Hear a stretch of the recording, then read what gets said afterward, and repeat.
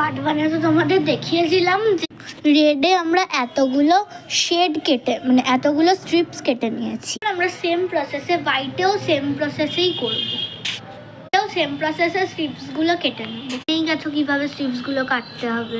আমরা হোয়াইট আর red strips কেটে নিয়েছি। প্রসেসটা দেখবে আমরা কিভাবে এটাকে তৈরি করব। তো এবার আমরা একটা হচ্ছে রেড স্ট্রিপস নেব, এবার একটা হোয়াইট স্ট্রিপস লাগাবো। এটাকে স্টেপলার দিয়ে এই পেপারটাকে এরকমভাবে স্টেপল করে দেবো।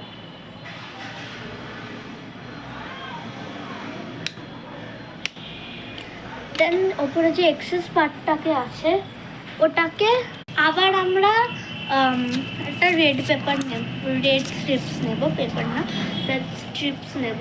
রেড স্ট্রিপসটাকে এখানে আবার রেখে এটাকে দেখাচ্ছি, এটাকে আবার স্টেপল করে দেবো। ওকে, করে দিয়েছি স্টেপল। এবার আবার যে এক্সেস পার্টটাকে আছে ওটাকে কেটে দিলাম।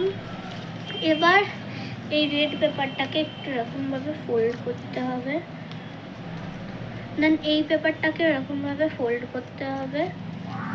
এই পেপারটা রেডটা একটু ছোট নেবে, যে এতটা নিলাম রেডটা আমি এতটা নিয়েছি, হোয়াইটটা তার থেকে একটু বেশি, আর এটা পুরো ফুললি থাকবে।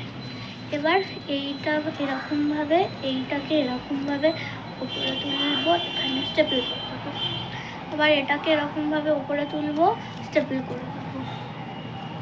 আবার এটাকে এরকমভাবে উপরে তুলবো, দিয়ে এটাকেও স্টেপল করে দেবো। এবার হোয়াইটটাকে একটুখানি নিচে নামিয়ে নেবো, তাহলে হোয়াইটটা একটু বেশি ভালো হচ্ছে, আর রেডটাকে একটু বেশি উপরে তুলে দেবো। এরকম তৈরি হয়ে যাচ্ছে এটা একটা। এবার এইটাকে স্টেপল করে দেবো।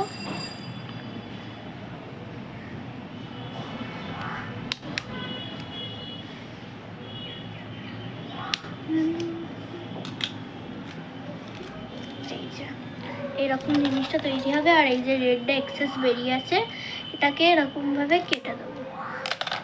এই যে তৈরি হয়ে গেছে, এরকমভাবে অনেকগুলো করে নিতে হবে। বানাও আর এরকমভাবে জয়েন্ট করতে করতে যাও। 2 এরও সব টাইম শেষ, এবার আবার পার্ট 3 বের করছি আমি। টাটা।